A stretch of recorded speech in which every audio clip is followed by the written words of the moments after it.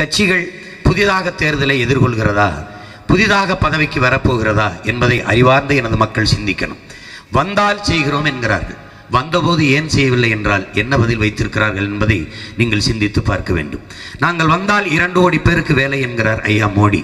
அவர் வந்ததால் தான் 2 கோடி பேருக்கு வேலையே இல்லாமல் போனது என்பதை நீங்கள் புரிந்து கொள்ள வேண்டும். 5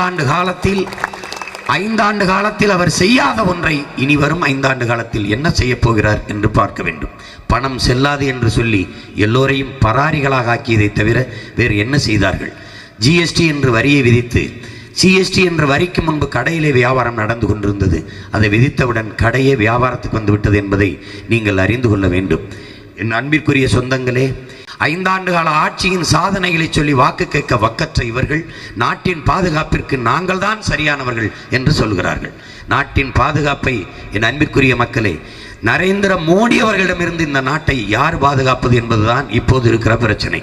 நாம் தமிழர் கட்சியை விட்டால் இந்த நாட்டையும் மக்களையும் பாதுகாக்க நாதி கிடையாது என்பதை அறிவார்ந்த மக்கள் சிந்தித்து பார்க்க